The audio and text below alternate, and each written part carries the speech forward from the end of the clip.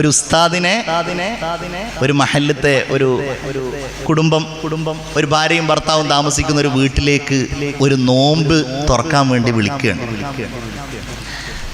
അങ്ങനെ നോമ്പ് തുറക്കാൻ വേണ്ടി വിളിച്ചു. ഭക്ഷണമൊക്കെ കഴിച്ച് അയാൾ തിരിച്ചു പോയതിന് ശേഷമാണ് അവരിങ്ങനെ മേശപ്പുറത്ത് ഒരു 2000 രൂപയുടെ ഒരു നോട്ട് ഇങ്ങനെ വെച്ചിട്ടുണ്ടായി. അപ്പോ ആ ഭാര്യയും ഭർത്താവും അയ്യോ ആ നോട്ട് കാണുന്നില്ലല്ലോ.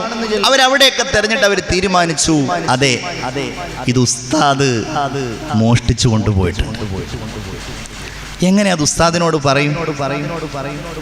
ഉസ്താദിനോട് പറയാൻ വലിയ മടി. ഇയാൾ തീരുമാനിച്ചു ഇത്രയും വലിയ കള്ളനായിരിക്കുന്ന ഒരു ഉസ്താദിനെ ഇപ്പൊ നമ്മൾ തൽക്കാലം ആളുകളോട് ആരോടും പറയണ്ട, തൽക്കാലം ഞാൻ അയാളെ തുടർന്ന് നിസ്കരിക്കൂല എന്ന് പറഞ്ഞിട്ട് പിന്നെ അയാൾ ഉസ്താദുമായിട്ട് സൗഹാർദ്ദം പുലർത്താനോ ഉസ്താദിനോട് ബന്ധപ്പെടാനോ സംസാരിക്കാനോ ഒന്നും പോയില്ല. അങ്ങനെ 1 കൊല്ലം കഴിഞ്ഞു. അടുത്ത റമദാൻ വന്നു. അടുത്ത റമദാൻ വന്നപ്പോ ഈ ഭാര്യയും ഭർത്താവും ഇങ്ങനെ ചർച്ച ചെയ്യാണ്. ഓ നമ്മളുടെ 2000 മോഷ്ടിച്ച ഉസ്താദിനെ 1 കൊല്ലമായി ഇപ്പൊ നമ്മൾ സംസാരിച്ചിട്ട്, പക്ഷെ റമദാനല്ലേ വരുന്നത്, നമുക്ക് തൽക്കാലം അത് അങ്ങോട്ടും ഇങ്ങോട്ടും പറഞ്ഞിട്ട് അത് അഡ്ജസ്റ്റ് ചെയ്യാം, നമുക്കതൊന്ന് ആ ഉസ്താദിനോട് ഇങ്ങനൊരു സംഗതി ഉണ്ട് എന്നുള്ള കാര്യം ഒന്ന് പറയാൻ തീരുമാനിച്ചു. അങ്ങനെ ഒരു ദിവസം നോമ്പിന് ഉസ്താദിനെ ഇയാൾ വീട്ടിലേക്ക് നോമ്പ് തുറക്കാൻ ക്ഷണിച്ചിട്ട് ഭാര്യയും ഭർത്താവ് ഇരുന്നിട്ട് ഇങ്ങനെ ഭക്ഷണം കഴിക്കുന്നതിന്റെ ഇടയിൽ ഭക്ഷണമൊക്കെ കഴിച്ചു കഴിഞ്ഞിട്ട് പറഞ്ഞു, ഉസ്താദേ കഴിഞ്ഞ വർഷം ഇങ്ങനെ ഒരു സംഭവം ഉണ്ടായി. ഞാൻ ഈ മേശപ്പുറത്ത് വെച്ചിരുന്ന 2000 രൂപ നിങ്ങൾ ഇവിടെ നിന്ന് പോയപ്പോൾ കാണുന്നില്ല, അതുകൊണ്ട് ഞങ്ങൾ ഉറപ്പാണ് ആ പൈസ നിങ്ങളാണ് മോഷ്ടിച്ചിട്ടുള്ളത്. അപ്പൊ ഈ ഉസ്താദിന്റെ കണ്ണുകൾ നിറഞ്ഞു. ഉസ്താദ് മെല്ലെ എഴുന്നേറ്റ് അവിടെ ചുമരിൽ ഉള്ള അലമാരയിൽ ഒരു ഖുർആൻ ഇങ്ങനെ ഇരിക്കുന്നുണ്ടായിരുന്നു. ഉസ്താദ് ആ ഖുർആൻ മെല്ലെ ഒന്ന് പൊക്കിയപ്പോ ആ ഖുർആനിന്റെ അടിയിലുണ്ട് 2000 രൂപ. അപ്പൊ ഉസ്താദ് പറഞ്ഞു, ഞാൻ കരയുന്നത് ഞാൻ ആ പൈസ എടുത്തത് കൊണ്ടല്ല, അന്ന് ഈ മേശപ്പുറത്ത് കണ്ടപ്പോ ഞാനത് അലമാരയിലേക്ക് ഈ എന്താ പറയാ മുസ്ഹഫിന്റെ താഴേക്ക് അതങ്ങ് എടുത്തു വെച്ചതാണ്. നിങ്ങളത് പിന്നെ മുസ്ഹഫ് എടുക്കുമ്പോ കാണുമല്ലോ, പിന്നെ ഞാൻ നിങ്ങളോടത് പറയാനും മറന്നതാണ്. പക്ഷേ 1 കൊല്ലമായിട്ട് ഈ ഖുർആൻ നിങ്ങൾ അവിടെ നിന്ന് എടുത്തിട്ടില്ല എന്നാണ് എനിക്ക് മനസ്സിലാകുന്നത് എന്ന് ഉസ്താദ് പറഞ്ഞതായിട്ട് ഒരു കഥ. ഒരു പക്ഷേ അത് ഉണ്ടായ സംഗതിയാവൂല, അതൊരു അതിശയോക്തിയായിരിക്കും. പക്ഷേ ഖിയാമത്ത് നാളിനോടനുബന്ധിച്ച് അങ്ങനെ ഒരവസ്ഥ ഉണ്ടാകുമെന്ന് മുഹമ്മദുർ റസൂലുള്ളാഹി. നിങ്ങൾ ഖുർആനെ നന്നായിട്ട് പരിഗണിക്കണം. ഇടക്കിടക്ക് ഓതിയിട്ടും ഇടക്കിടക്ക് അത് പാരായണം ചെയ്തിട്ടും ഒക്കെ നിങ്ങൾ പരിഗണിക്കണം. നിങ്ങളൊരൊറ്റ കാര്യം ആലോചിച്ച് നോക്കിയേ. ഇപ്പൊ നമ്മൾ കഴിഞ്ഞ നോമ്പ് എന്ന് പറയുന്നത് ഈ കഴിഞ്ഞ 2020 നോമ്പല്ല, ആണോ? 2019 നോമ്പിനെ കുറിച്ചാണ് നമ്മളൊക്കെ പലപ്പോഴും കഴിഞ്ഞ നോമ്പ് എന്ന് പറയാം അല്ലേ. കഴിഞ്ഞ നോമ്പിന് ഇന്ന ക്ലാസ്, അല്ലെങ്കിൽ കഴിഞ്ഞ നോമ്പിന് അത്താഴം കഴിക്കാൻ വേണ്ടിയിട്ട്.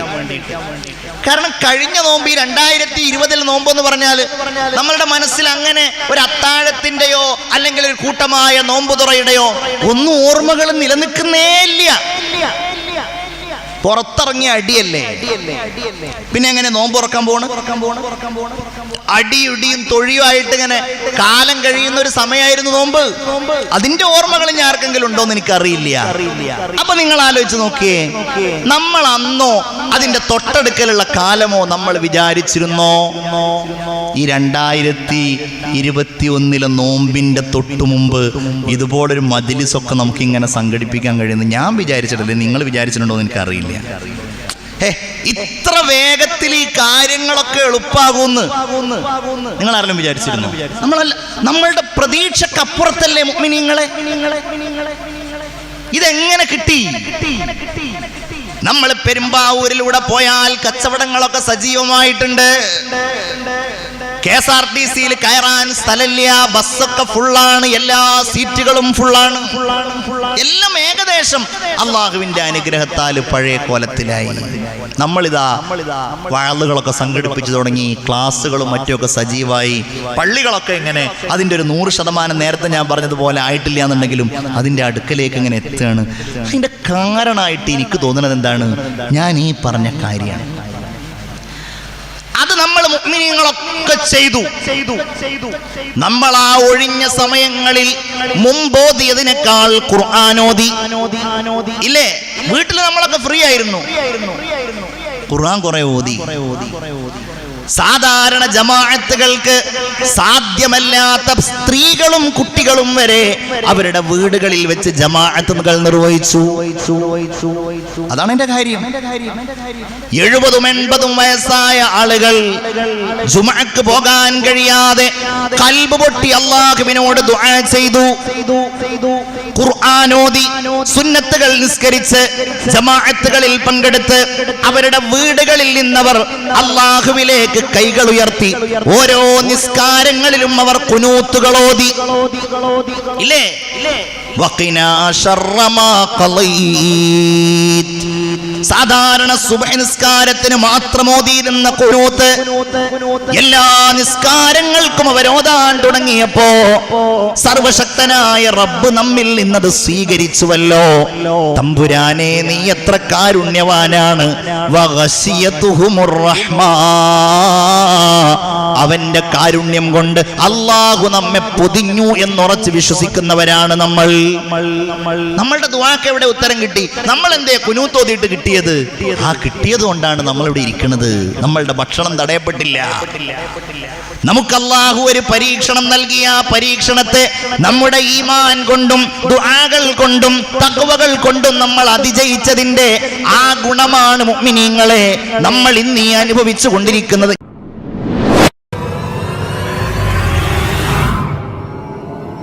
റമളാനിൽ നമ്മൾ പ്രത്യേകമായി നോമ്പനുഷ്ഠിക്കുകയും സുന്നത്തായ തറാവീഹുകൾ നിർവഹിക്കുകയും ചെയ്യുന്നവരാകുന്നതോടൊപ്പം ഈ ചെയ്യുന്ന അമലുകൾക്കൊന്നുകൂടെ സജീവത വരുത്താനാണ് റമളാനിൽ സത്യവിശ്വാസികളായ നമ്മൾ തയ്യാറാകേണ്ടത്.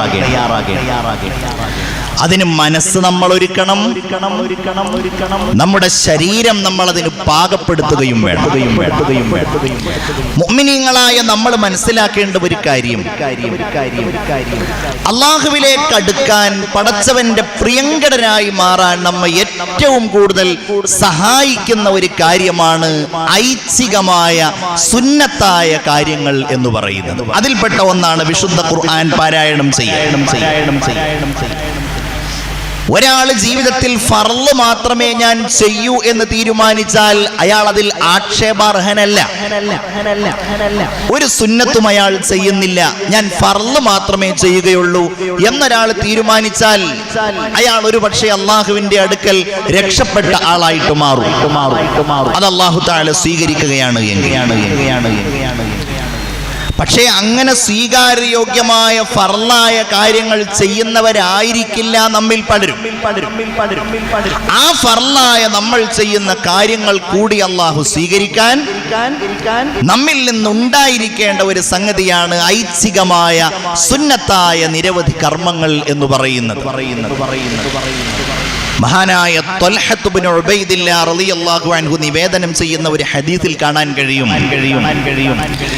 നബി തിരുമേനി സ്വല്ലല്ലാഹു അലൈഹി വസല്ലം സ്വഹാബികളോടൊന്ന് ചിരിക്കുമ്പോൾ അവിടേക്ക് നജ്ദ് എന്ന പ്രദേശത്തിൽപ്പെട്ട ഒരാൾ ഇങ്ങനെ കടന്നു വന്നു. അയാൾ ആകെ മുടിയെല്ലാം ജട പിടിച്ച് പൊടി പുരണ്ട ഒരു രൂപത്തിലാണ് വന്നത്. അയാൾ ഇങ്ങനെ വരുമ്പോ എന്തോ പിച്ചും പേയും ഇങ്ങനെ പറയുന്ന ഒരു ശബ്ദം ഞങ്ങൾ കേൾക്കുന്നുണ്ട്. എന്താണെന്ന് മനസ്സിലായില്ല. അങ്ങനെ നബിയുടെ മുമ്പിൽ അയാൾ വന്നു. എന്നിട്ട് അയാൾ നബിയോട് ചോദിച്ചു, നബിയെ, എന്താണ് ഇസ്ലാമിൽ താങ്കൾ ഞങ്ങളോട് കൽപ്പിക്കുന്ന കാര്യം? അവിടുന്ന് പറഞ്ഞു, 5 നേരത്തെ നിസ്കാരങ്ങളാണ് കൽപ്പിക്കുന്നത്. രാവും പകലുമായി 5 നേരം താങ്കൾ നിസ്കരിക്കണം. ഇതാണ് ഇസ്ലാമിൽ താങ്കളുടെ മേൽബാധ്യതയായി കൽപ്പിക്കുന്നത്. അപ്പോ നബിയോട് അയാൾ ചോദിച്ചു, നബിയെ, ഇതല്ലാത്ത മറ്റു വല്ലതുമുണ്ടോ? ഹൽ അലയ്യ ഗൈറുഹാ, ഇതല്ലാത്ത മറ്റു വല്ലതുമുണ്ടോ? ഈ നിസ്കാരമല്ലാത്ത നിസ്കാരത്തിലുള്ള ഈ നിസ്കാരം 5 നേരമല്ലാത്ത മറ്റു വല്ല നിസ്കാരങ്ങളുമുണ്ടോ? അപ്പോഴവിടുന്ന് പറഞ്ഞു, ഇല്ല, നിർബന്ധമായിട്ട് നിന്റെ മേളിൽ വേറെ നിസ്കാരമില്ല. ഇല്ല അൻ തതവ്വഅ, നീ ആ നിസ്കാരം നിന്റെ മേലിൽ ഐച്ഛികമായി സുന്നത്തായി നിർവഹിക്കുന്ന നിസ്കാരങ്ങൾ ഒഴികെ നീ ളുഹാ നിസ്കരിക്കുകയാണെങ്കിൽ, നീ സുന്നത്തായ മറ്റു കർമ്മങ്ങൾ നിർവഹിക്കുകയാണെങ്കിൽ, ഉദാഹരണമായി നീ ളുഹറിന് മുമ്പ് 2 റക്അത്ത്, അസ്റിന് മുമ്പ് 2 റക്അത്ത്, ളുഹറിന് ശേഷം 2 റക്അത്ത്, മഗ്രിബിന് ശേഷം 2 റക്അത്ത്, ഇശാഇന് ശേഷം 2 റക്അത്ത്, സുബ്ഹിയുടെ മുമ്പ് 2 റക്അത്ത്, ഇങ്ങനെ നീ റവാത്തിബുകളായ നിസ്കാരങ്ങൾ, ളുഹാ നിസ്കാരം ഉൾപ്പെടെ, അതുപോലെ വിത്ർ നിസ്കാരം ഉൾപ്പെടെയുള്ള നിസ്കാരങ്ങൾ നീ സുന്നത്തായി നിർവഹിക്കുകയാണെങ്കിൽ അതിന് അല്ലാഹു താങ്കൾക്ക് പ്രതിഫലം നൽകുന്നതാണ്. ബാഹ്യമായി നിന്റെ മേലിൽ നിർബന്ധമായ 5 നിസ്കാരങ്ങളെ ഉള്ളൂ. വേറെ വല്ലതുമുണ്ടോ? വസിയാമു റമളാൻ, പിന്നെ നോമ്പാണ് റമളാൻ മാസത്തിൽ. അയാൾ ചോദിച്ചു വേറെ വല്ലതുണ്ടോ? അപ്പോൾ പറഞ്ഞു സുന്നത്തായതുണ്ട്. പിന്നെ സക്കാത്തിനെ കുറിച്ച് പറഞ്ഞു. അതല്ലാത്ത മറ്റു വല്ലതുമുണ്ടോ? ഇല്ല.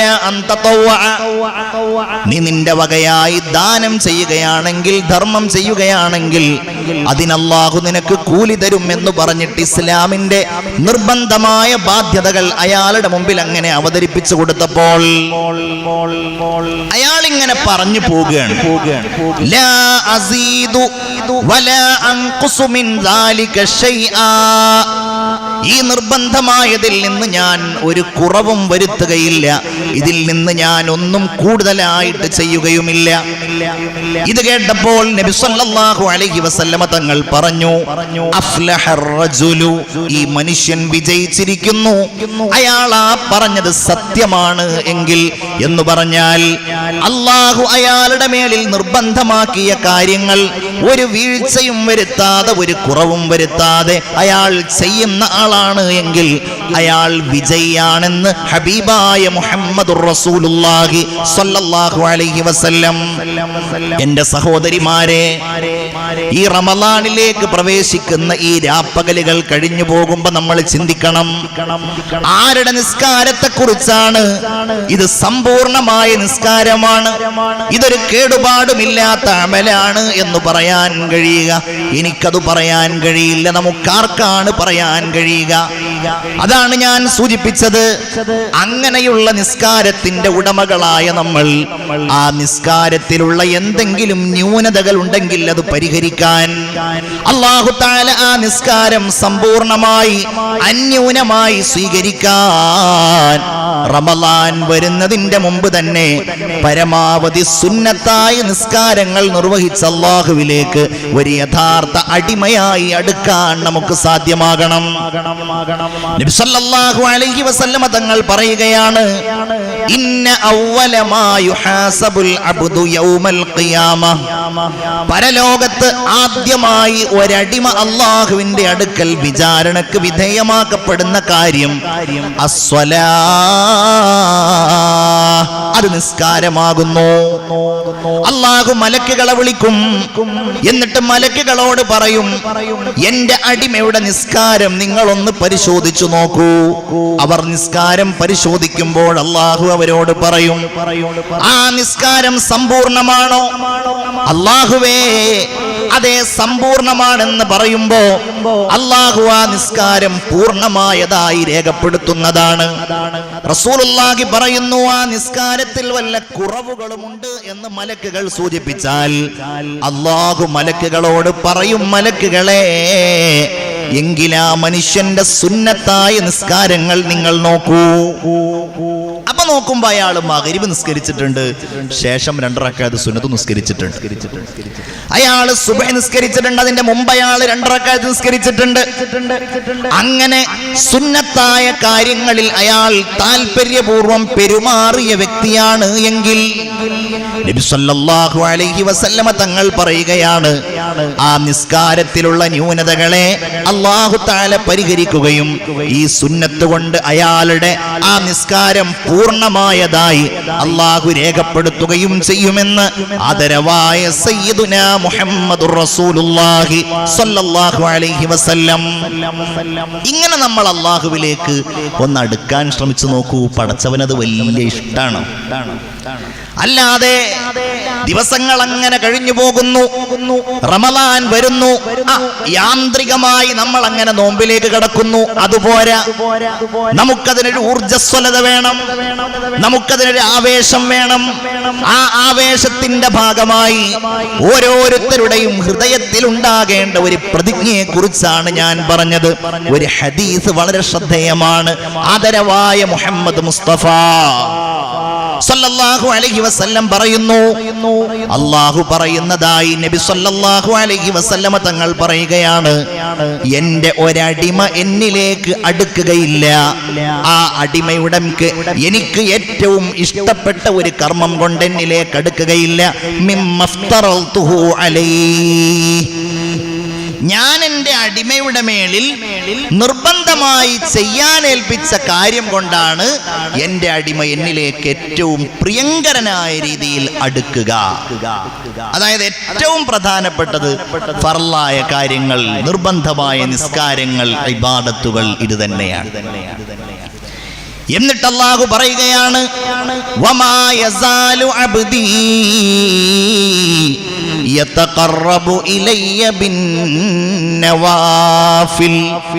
എൻ്റെ ഒരടിമ എന്നിലേക്ക് അടുത്തുകൊണ്ടേയിരിക്കും. എന്തുകൊണ്ട്?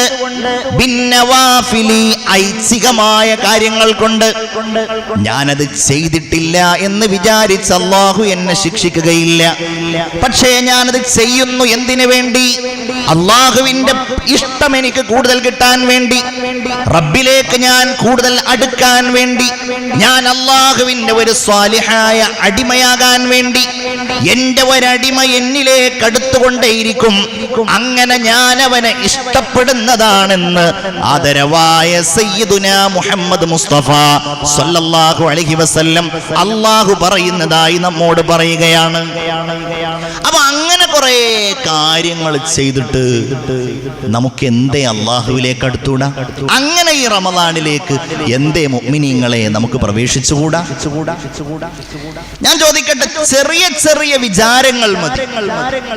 ഉദാഹരണമായിട്ട്, ഇന്ന് കുളിക്കാത്തവർ എഴുന്നേറ്റ് നിൽക്കണം എന്ന് പറഞ്ഞിട്ടുണ്ടെങ്കിൽ നിങ്ങൾ ആരും എഴുന്നേറ്റ് നിൽക്കൂല, കാരണം എല്ലാവരും കുളിച്ചവരായിരിക്കും. പക്ഷേ ഇന്ന് വെള്ളിയാഴ്ചയാണ്, വെള്ളിയാഴ്ചയുടെ സുന്നത്തായ കുളി ആരൊക്കെയാണ് കുളിച്ചത് എന്ന് ചോദിച്ചാൽ, ഇന്ന് നഖം വെട്ടിയവരുണ്ടാകും. പക്ഷെ ആ സുന്നത്ത് നിയ്യത്ത് ചെയ്തിട്ട് നഖം വെട്ടിയവരാരൊക്കെയാണ് എന്ന് ചോദിച്ചാൽ, ഇന്ന് വുളൂ ചെയ്തവരുണ്ടാകും. പക്ഷെ ആ വുളൂഇന്റെ മുമ്പിൽ ബിസ്മി ചൊല്ലിയവരാണ് എന്ന് ചോദിച്ചാൽ, ഇങ്ങനെ കുറെ നല്ല കാര്യങ്ങൾ ചെയ്ത് റഹ്മാനായ റബ്ബിലേക്ക് അടുക്കാൻ നമുക്ക് സാധ്യമാകണം. നോമ്പിന് മുമ്പ് അങ്ങനെ ചെയ്യാൻ കഴിയുന്നതിൽ ഏറ്റവും പ്രധാനപ്പെട്ട ഒന്നാണ് അള്ളാഹുവിന്റെ കലാമായ വിശുദ്ധ ഖുർആനിലേക്കുള്ള നമ്മുടെ മടക്കം എന്ന് പറയുന്നത്. ഒന്നാമതായിട്ട് നിസ്കാരവും അനുബന്ധമായ കാര്യങ്ങളും, അതിൽ വളരെ കൃത്യതയും ശ്രദ്ധയും ജാഗ്രതയും നമുക്കുണ്ടാകണം. അതുള്ളവരോടാണ് ഞാൻ ഈ സംസാരിക്കുന്നത്. രണ്ടാമതായി റമളാനിലേക്ക് പ്രവേശിക്കുന്നതിന് മുമ്പ് നമുക്കുണ്ടാകേണ്ട ഒരു കാര്യമാണ്, നമ്മളൊക്കെ നന്നായിട്ട് ഖുർആൻ ഓതുന്നവരാവും. ചിന്തിക്കണം, ഖുർആൻ പഠിക്കുന്നവരാകണം, ഖുർആനിനെ സ്നേഹിക്കുന്നവരാകണം, ഖുർആനിനെ ഗവേഷണം നടത്തുന്നവരാകണം, ഖുർആനിനെ പ്രചരിപ്പിക്കുന്നവരാകണം. ഇതിലൊക്കെ ആദ്യമായിട്ട് എണ്ണേണ്ട സംഗതിയാണ് ഖുർആൻ നന്നായിട്ട് ഓതുന്നവരാകണം. അതിനാണ് നമുക്കിന്ന് സമയമില്ലാത്തത്. മനഃപൂർവ്വം ഖുർആൻ ഓതുക, ഖുർആൻ ഓതണമെന്ന് കരുതിയിട്ട് ഖുർആൻ ഓതുക. അളവറ്റ പ്രതിഫലം അല്ലാഹു വാഗ്ദാനം ചെയ്ത ഈ ഒരു വലിയ നേട്ടം ഖുർആൻ പാരായണം കൊണ്ട് നമ്മൾ കരഗതമാക്കുക. ഖുർആൻ എന്ന വാക്കിന്റെ അർത്ഥം വായിക്കപ്പെടുന്നത് എന്നാണ്. അത് വെറുതെ അല്ലാഹു തആല അങ്ങോട്ട് പേര് വെച്ചതല്ല. ആ പേരിനെ അന്വർത്ഥമാക്കുന്ന പ്രവർത്തനങ്ങൾ ഖുർആനിന്റെ അഹ്ലുകാരിൽ നിന്നുണ്ടാകണം, ഖുർആനിന്റെ വക്താക്കളിൽ നിന്നതുണ്ടാകണം. നമ്മുടെ ജീവിതത്തിൽ നമ്മൾ ഏറ്റവും കൂടുതൽ ഓതുന്നത്, നമ്മൾ വായിക്കുന്നത്, നമ്മൾ പാരായണം ചെയ്യുന്നത് അല്ലാഹുവിന്റെ കലാമായ വിശുദ്ധ ഖുർആൻ തന്നെയാകണം. ഒരർത്ഥത്തിൽ മുഅ്മിനീങ്ങളായ ആളുകളാണെങ്കിൽ അത് ശരിയാണ്. എന്തേ ഇപ്പൊ കുറെ ആളുകൾ ഇശാ നിസ്കാരം കഴിഞ്ഞ് പള്ളിയിലേക്ക് വന്നു. ആ നിസ്കാരത്തിൽ അവരെത്ര ഖുർആൻ ഓതി, ഫാത്തിഹ ഓതിയവർ, ആ നിസ്കാരത്തിൽ ഇമാം ഖുർആൻ ഓതുന്നത് അവർ കേട്ടു. ഇങ്ങനെ നിസ്കാരങ്ങളിലൂടെ, സുന്നത്ത് നിസ്കാരങ്ങളിലൂടെ, ഇനി അതല്ലെങ്കിൽ വെറുതെ ഖുർആൻ ഓതുക എന്ന നിയ്യത്തോടെ നിരന്തരമായി ഖുർആൻ പാരായണം നിർവഹിക്കുന്ന ആളുകളുണ്ടല്ലോ. ഇന്നല്ലദീന യത്ലൂന കിതാബല്ലാഹ്, അല്ലാഹുവിന്റെ ഗ്രന്ഥം പാരായണം ചെയ്യുന്ന മുഅ്മിനീങ്ങളായ ആളുകൾ, വ അഖാമുസ്സലാത, നിസ്കാരം നിലനിർത്തുകയും ചെയ്യുന്ന ആളുകൾ, വ അൻഫഖൂ മിമ്മാ റസഖ്നാഹും സിർറൻ വ അലാനിയ, രഹസ്യമായും പരസ്യമായും നാം നൽകിയതിൽ നിന്ന് ചെലവഴിക്കുകയും ചെയ്യുന്ന ആളുകളുണ്ടല്ലോ. യർജൂന തിജാറതൻ ലം തബൂർ, ഒരിക്കലും നഷ്ടമാവാത്ത ലാഭകരമായ ഒരു വ്യവസായത്തെയാണ് അവർ പ്രതീക്ഷിക്കുന്നത്. അവർ കച്ചവടം നടത്തുകയാണ്. അതിലൂടെ ആ കച്ചവടത്തിൽ അവർക്ക് ലാഭം മാത്രമേ ഉള്ളൂ. പരിശുദ്ധ ഖുർആനിൽ സൂറത്തുൽ ഫാത്തിറിന്റെ 29-ാമത്തെ ആയത്തിൽ അല്ലാഹു പറയാം, എന്താണ് ആ ലാഭം? അതാലോചിച്ചിട്ടാണ് നമ്മൾ ചെയ്യേണ്ടത്. ഒന്ന് ചിന്തിച്ചു നോക്കൂ മുഅ്മിനീങ്ങളെ, രാവിലെ എഴുന്നേറ്റത് മുതൽ വൈകുന്നേരം വരെ ഖുർആനിന്റെ വായനയല്ലാത്ത എത്ര വായനകളിലാണ് നമ്മൾ മുഴുകിക്കൊണ്ടിരിക്കുന്നത്. നമുക്ക് ഉപകാരമുള്ളതും ഇല്ലാത്തതുമായ എത്രയോ കാര്യങ്ങൾ, അത് വാട്സാപ്പിലൂടെയാകാം, ഫേസ്ബുക്കിലൂടെയാകാം, മറ്റു മീഡിയകളിലൂടെയാകാം. നമ്മൾ നിരന്തരമായ വായനയുടെ ലോകത്താണ്. പക്ഷെ ഒരു കാര്യമുണ്ട്, ഒരു മുഅ്മിനായ മനുഷ്യൻ ഇനി ദീനുമായി ബന്ധപ്പെട്ട, ഈമാനുമായി ബന്ധപ്പെട്ട എന്തെങ്കിലും വായിക്കുകയാണെങ്കിൽ അതിൻ്റെയും അടിസ്ഥാനം യഥാർത്ഥത്തിൽ ഖുർആൻ തന്നെയാണ്. എങ്ങനെ? നിങ്ങൾ രാവിലെ മദ്രസയുടെ സമീപത്ത് പോയി നോക്കുക.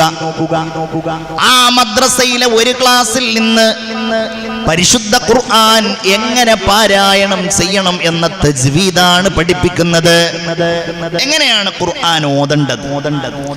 തൊട്ടടുത്ത ക്ലാസ്സിൽ നിന്ന് പഠിപ്പിക്കുന്നത് വുളൂ മുറിയുന്ന കാര്യങ്ങൾ എന്തെല്ലാമാണ് എന്നാണ്. നിസ്കാരത്തിന്റെ നിബന്ധനകളും ഷർത്തുകളും ഫർളുകളുമാണ് അവിടെ പഠിപ്പിക്കുന്നത്. അടുത്ത ക്ലാസ്സിൽ പഠിപ്പിക്കുന്നതോ എങ്ങനെയാണ് അയൽവാസിയോട് നീ പെരുമാറേണ്ടത്. അതാണ് അടുത്ത ക്ലാസ്സിൽ. സ്വഭാവം, അഖ്ലാഖാണ് പഠിപ്പിക്കുന്നത്. അടുത്ത ക്ലാസ്സിൽ പഠിപ്പിക്കുന്നത് മലക്കുകൾ എന്ന് പറഞ്ഞാൽ ആരാണ്, മലക്കുകളെ കൊണ്ട് വിശ്വസിക്കൽ എങ്ങനെയാണ്, എന്തെല്ലാമാണ് അവരുടെ പ്രത്യേകതകൾ, അവിടെ പഠിപ്പിക്കുന്നത് അഖീദയാണ്. ഇങ്ങനെ വ്യത്യസ്തങ്ങളായ വിഷയങ്ങൾ നമ്മൾ പ്രത്യക്ഷത്തിൽ നോക്കിയാൽ വളരെ അപൂർവമായി മാത്രമേ അവിടെ ഖുർആനിന്റെ വചനങ്ങൾ പരാമർശിക്കപ്പെടുന്നുള്ളൂ. പക്ഷേ ആ അറിവുകൾ മുഴുവൻ അടിസ്ഥാനമാക്കിയിരിക്കുന്നത് അല്ലാഹുവിന്റെ കലാമിൽ നിന്നാണ്. ആ വിജ്ഞാനങ്ങൾ, ആ ജ്ഞാനങ്ങൾ അതിന് സമാനമായ രീതിയിൽ അറിയുകയും പഠിക്കുകയും വായിക്കുകയും ചെയ്യുമ്പോൾ അവരെല്ലാവരും വിശുദ്ധമായ ഖുർആനുമായി ബന്ധപ്പെടുന്നവരാണ്. എൻ്റെ പ്രിയപ്പെട്ട മുഅ്മിനീങ്ങളെ, അങ്ങനെയുള്ള മുഅ്മിനീങ്ങളായ ആളുകളുണ്ടല്ലോ, യർജൂന തിജാറതൻ ലം തബൂർ, ഒരിക്കലും നഷ്ടമാവാത്ത അളവറ്റ ലാഭമാണ് അവരുടെ കച്ചവടത്തിനുള്ളത്. ഇനി ആ കച്ചവടത്തിലുള്ള വിജയം എങ്ങനെയാണ് എന്ന ഒരു ഹദീസ് നിങ്ങൾ കേട്ടു നോക്കൂ. ഇങ്ങനത്തെ ഒരു കച്ചവടം ലോകത്ത് വേറെ ഇല്ല. 1%, 2% ഒന്നുമല്ല അല്ലാഹു തആല അതിന്റെ ലാഭമായി നിശ്ചയിച്ചിട്ടുള്ളത്. മൻ ഖറഅ ഹർഫൻ മിൻ കിതാബില്ലാഹ്,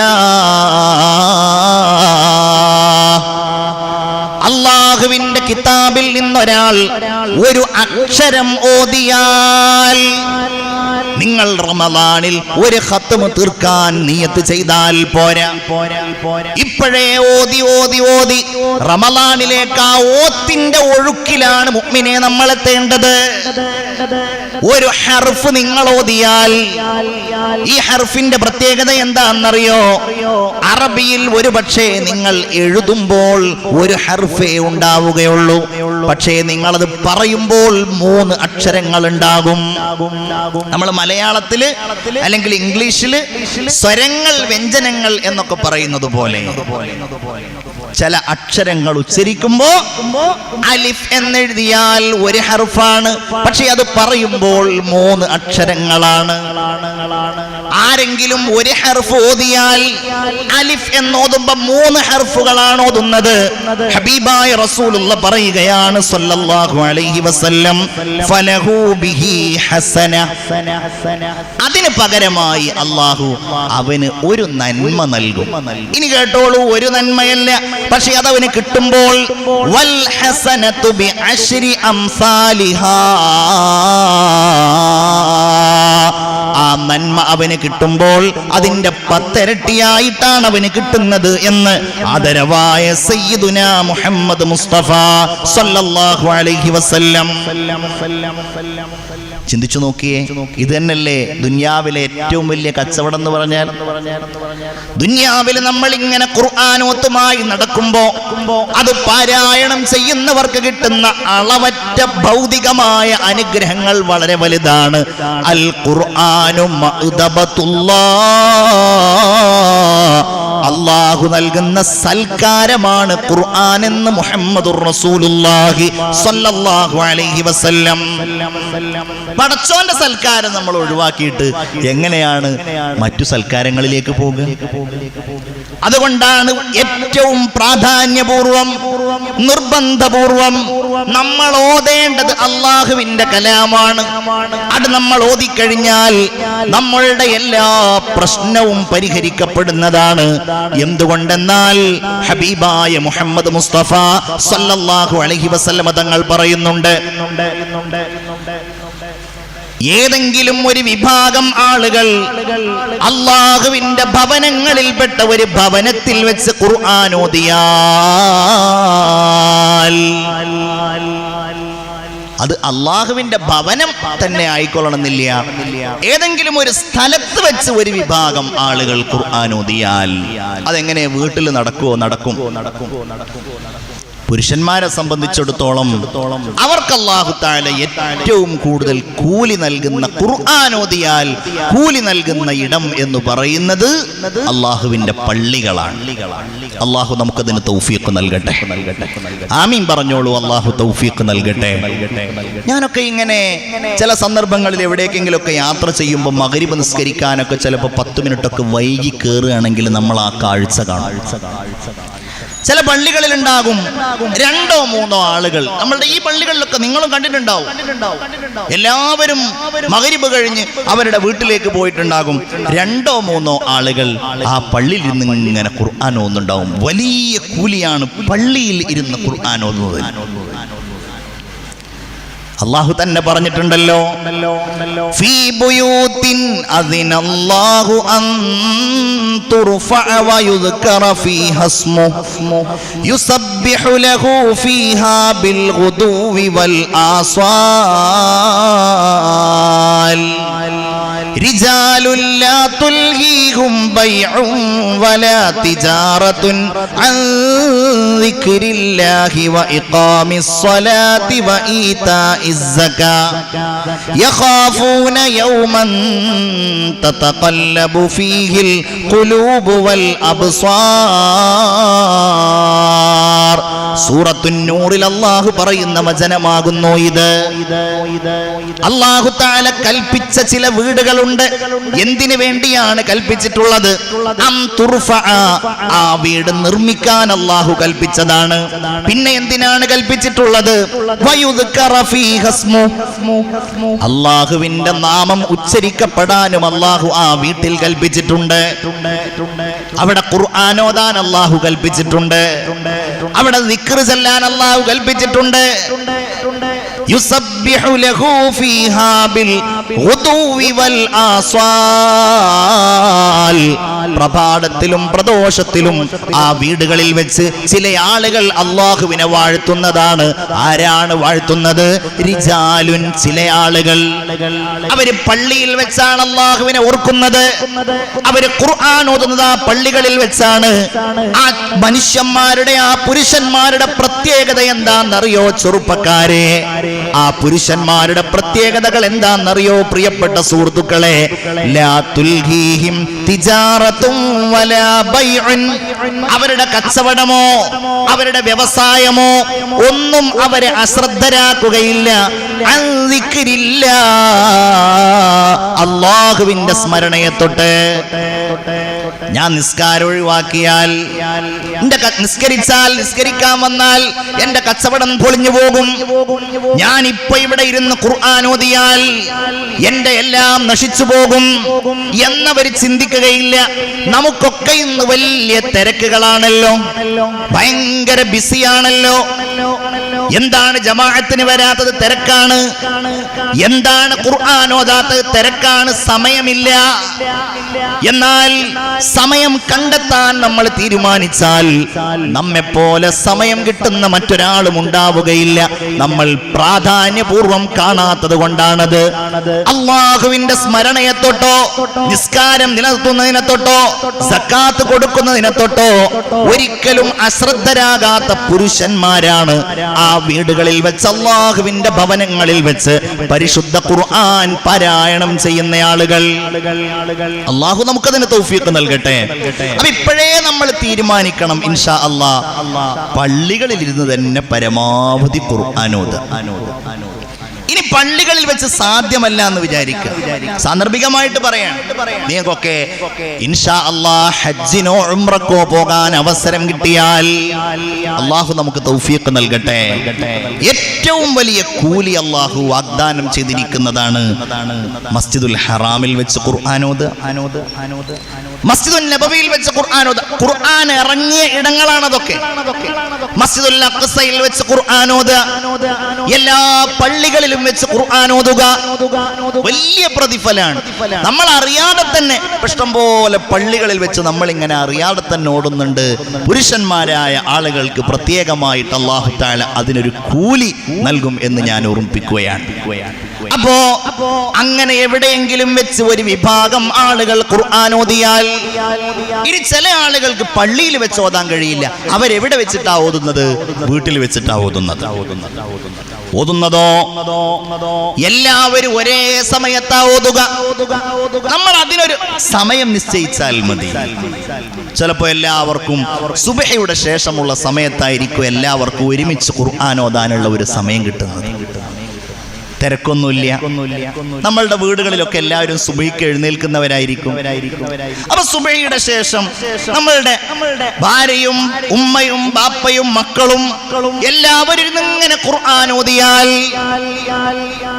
നമ്മൾ ഈ മദ്രസ എന്ന് പറയുന്ന സംവിധാനത്തിന്റെ ബറക്കത്തായിട്ട് കാണേണ്ടതാണ്.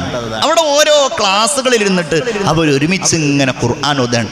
അങ്ങനെ ഖുർആൻ ഓതിയാൽ ഇല്ലാ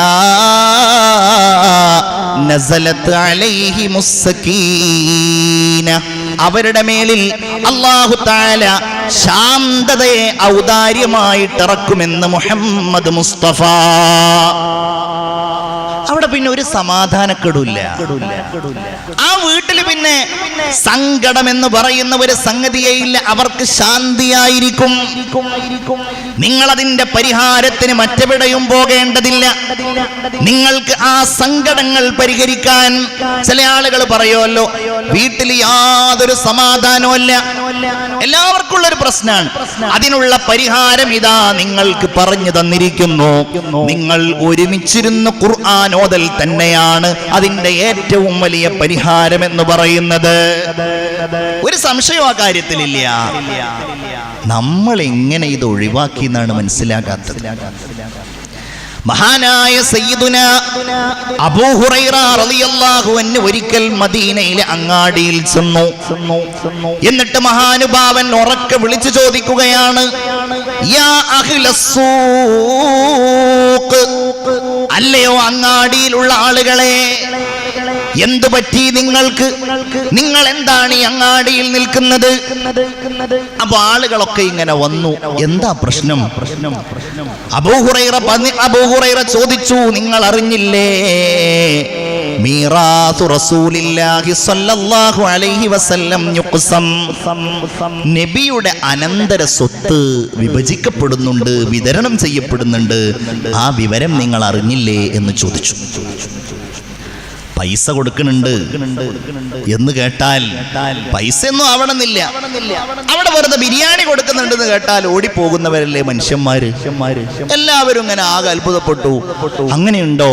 എങ്കിലും ആ കച്ചവടം ബഹളമൊക്കെ അത് കഴിഞ്ഞിട്ട് മതി. സാധനങ്ങളൊക്കെ താഴേക്കിട്ടിട്ട് അവർ വേഗം പള്ളിയിലേക്ക് പോയി. പള്ളിയിൽ പോയിട്ട് കുറച്ചു കഴിഞ്ഞപ്പോൾ അവർ തിരിച്ചു വന്നു. അബൂ ഹുറൈറയുടെ ചുറ്റും അവർ കൂടി. എന്നിട്ട് അവർ ചോദിച്ചു, അബൂ ഹുറൈറ, താങ്കൾ എന്താണ് പറഞ്ഞത്? ഞങ്ങൾ പള്ളിയിൽ അങ്ങനെ വിതരണം ചെയ്യുന്നതൊന്നും കണ്ടില്ലല്ലോ. അബൂ ഹുറൈറ ചോദിച്ചു, നിങ്ങൾ എന്താണ് പള്ളിയിൽ കണ്ടത്? അവിടുന്ന് പറഞ്ഞു, ആ ആളുകൾ പറഞ്ഞു, റഅയ്നാ ഖൗമൻ യഖറഊനൽ ഖുർആൻ. ഞങ്ങൾ അവിടെ ചെന്നപ്പോൾ കുറച്ചാളുകൾ ഇരുന്ന് ഖുർആൻ ഓതുന്നതായി കണ്ടു. വേറെ ചില ആളുകൾ ഹലാലിനെയും ഹറാമിനെയും കുറിച്ച് സംസാരിക്കുന്നത് ഞങ്ങൾ കണ്ടു. വേറെ ചില ആളുകൾ അങ്ങനെ പരസ്പരം ഖുർആൻ പഠിക്കുന്നതും പഠിപ്പിക്കുന്നതും ഞങ്ങൾ കണ്ടു. അബൂ ഹുറൈറ റളിയല്ലാഹു അൻഹു ചോദിച്ചു, നിങ്ങൾ ഈ പറഞ്ഞ സംഗതിയൊക്കെ കണ്ടോ? അതെ, ഞങ്ങൾ കണ്ടു. എങ്കിൽ